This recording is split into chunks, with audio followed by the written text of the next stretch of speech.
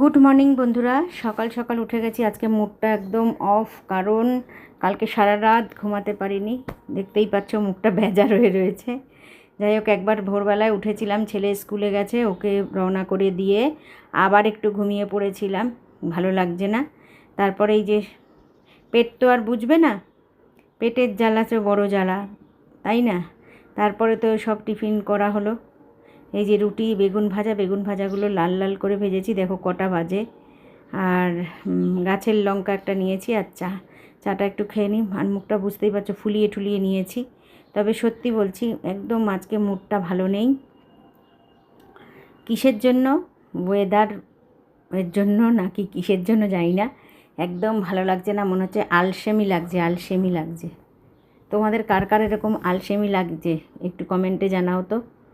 আমার মনে হয় জানো তো কি, এই গরমকালের এই ওয়েদারটাই মনে হয় এরকমই। তো আজকে কিন্তু বাইরের ওয়েদারে একদম খা করছে, একদম রৌদ্র, জানো, খেতেও ইচ্ছা করছে না।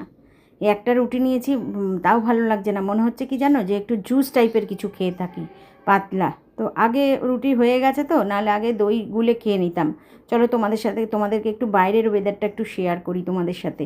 আর এই পাখিগুলোর কথা বলে লাভ নেই, পাখিগুলো সারাটা ঘরের মধ্যে বাসা কোথা থেকে কালারফুল ঘাস কোথা থেকে যে কী এনে এনে ফেলছে। ভারী মজাও লাগছে ওদের জন্য, আর খুব খেলছে ওরা, জানো। ওদের মনে হয় এটা মজার দিন, বর্ষা আসছে না, ওদের কিন্তু মজা, জানো তো, পশু পাখির কিন্তু মজা বর্ষাকালে।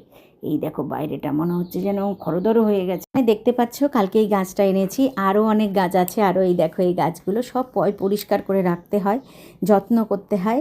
এদেরকে যদি ভালোবেসে একদম মানে নিজের আপন করে যদি পরিচর্যা করা যায়, তবেই কিন্তু এরা প্রতিদানে আমাদেরকে কিন্তু ফল ফুল দান করে, তাই নাকি বন্ধুরা বলো? এতক্ষণ আমার সাথে থাকার জন্য অসংখ্য ধন্যবাদ।